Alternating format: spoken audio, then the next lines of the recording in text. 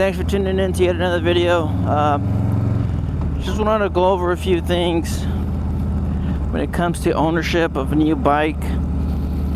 You know, it's not all fun and games. It's not all peaches and cream. What? Bro, what are you talking about, man? When it comes to owning a new bike, there's a few things, bad experiences depending on where you're buying the bike. There's a few things that you might dread looking forward to, and just depending on the location or the place that you're buying your new vehicle or your new bike. Okay. Good. It just depends. Here in California, we play by different rules. We don't have the same luxury of being able to cross state lines and purchase a new bike, a new vehicle at a lower price. We can't do that here. The law here in California, because of the emissions, we would have to wait for a bike or a new vehicle to have 7,500 miles on the odometer. If that said bike or vehicle does not have 7,500 miles on it, then we can't register that vehicle in California. What's this bullshit? And there's penalties when it comes to attempting to register a vehicle. If you don't know and you take it to the DMV and it has less than 7,500 miles, good chances are that vehicle would probably be banned for the rest of its life in California. That's one of the things that a lot of people probably don't know about.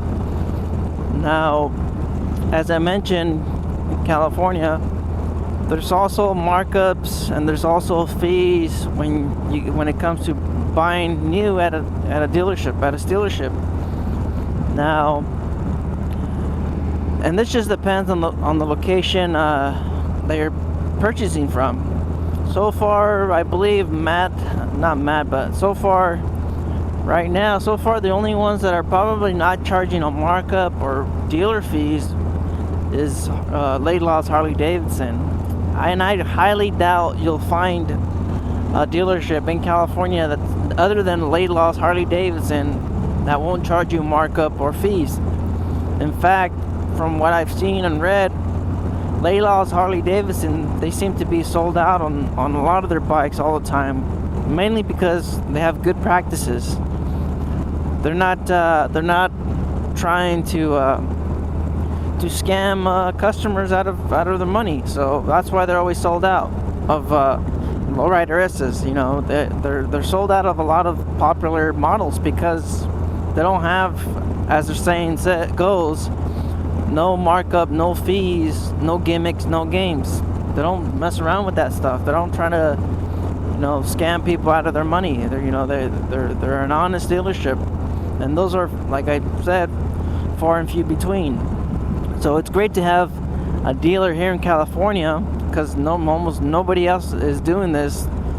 That focuses on customer relations, customer satisfaction.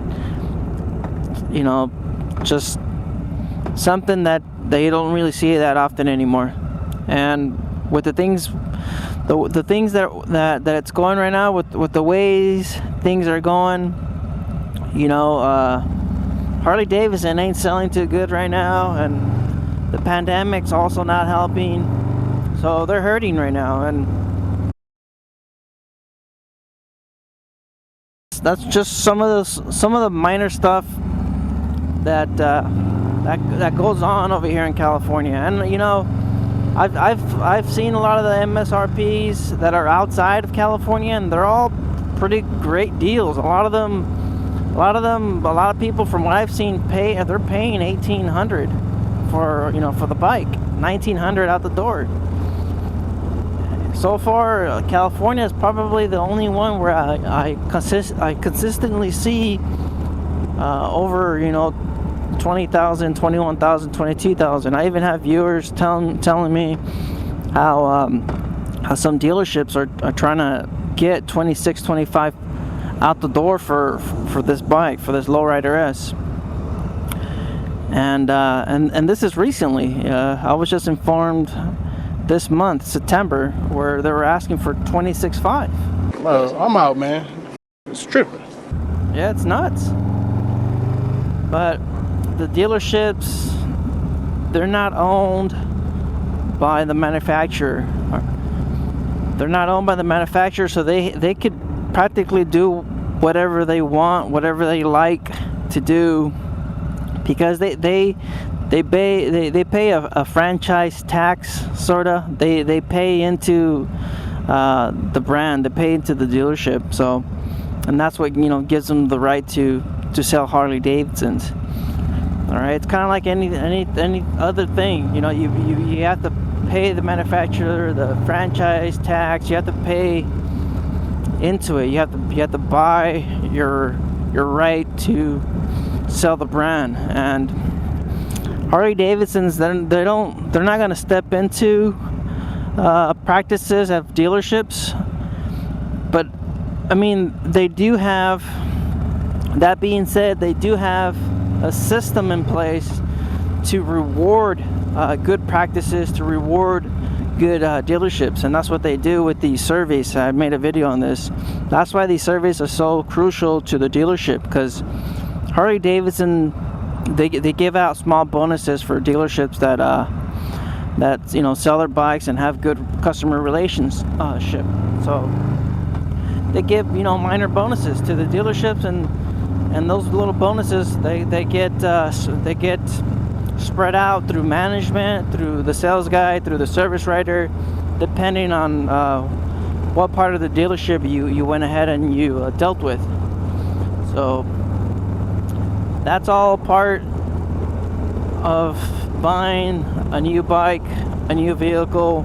Now, I went a little bit off topic, but the stuff that I don't like so far would be, my experience is my experience, and another thing to consider when you're buying a new bike is the insurance. So far it seems like everybody's probably paying not as much as I am. And I already made this public on my other video. I'm probably paying $120 a month for my insurance. So far, there's only been one other viewer that has paid more than what I'm paying, and that viewer is in San Francisco. So he's paying, I believe he said he's paying $140. So far, if I guess just from seeing that and reading the comments and calling my insurance, calling Geico, asking them what's going on with the price, and it's just like everybody had mentioned, just like my insurance has mentioned, it just depends on where you live. I'm sorry, our company doesn't work that way. It depends on your location, and that's what factors into your monthly payment. So here in San Jose, it's a big city, so there's going to be more break-in, more crime, more vehicle accidents. There's more people, more accidents, more everything. And same thing goes for San Francisco. This viewer that lives in San Francisco,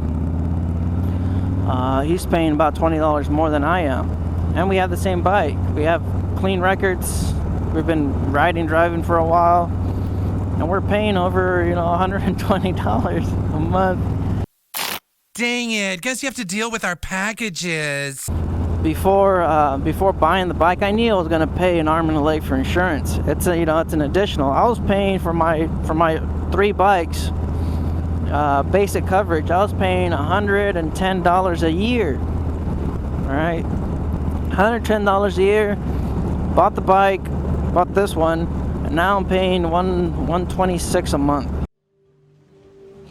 Jesus. Now, that being said about the insurance, there's a few other factors. Now, if you maintain your own bike, that's great. Get to know your bike. Get comfortable with your bike, because eventually there's going to be a big repair that's down the road that might happen, where you'll have some experience, minor experience, you'll know a little bit about the bike. That's why it's recommended for you to purchase the service manual. You'll know a little bit. You'll be more comfortable with engaging with such repairs. You're not going to be overwhelmed or anything like that. So it's always good to familiarize yourself with your own bike. So that's why it's good for you to service your own vehicle, service your own motorcycle. So, but if you don't, and if you're scared to kind of, work on your own bike, then that's another thing to kind of factor in.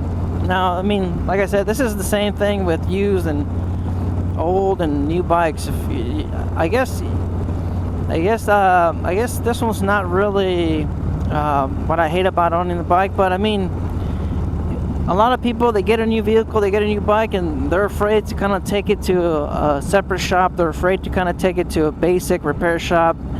They're afraid that someone's gonna hurt their baby, someone's gonna mistreat their prized possession. So what they normally do is they take it to the dealership, and they'll end up paying probably like an extra $50 an hour for the service repair. Now here in my local dealership, they charge you $140 an hour. Now from the location that I usually take my bikes to, my rate here in San Jose, from what I've seen, is about $95 an hour at my other local shop, Sport Tech San Jose. So something to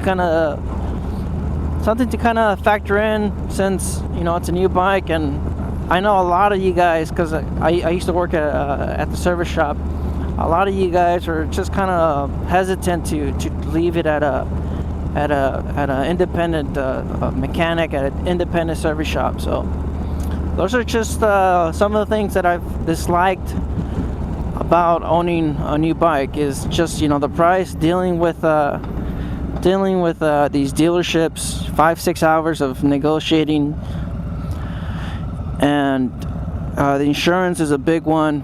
The insurance is a big issue, especially when you're already paying $300, or depending on your payment, when you're already paying $300-$400 for your bike, you have that $100 payment for the insurance on top of that. So, and a lot of people, they don't factor in the insurance. Sometimes they'll go to the shop, they go to the dealership, get themselves a brand new bike, and they're paying $300-$400 for a new bike. And then when they realize insurance is, and if you're under 25, your insurance is going to be a whole lot higher, especially if you're out here in California, in the area, in the big city.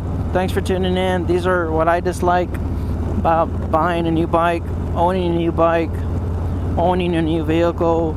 It's just the cost of everything. It's just everything's going to go up. Everything's going to be more expensive. So,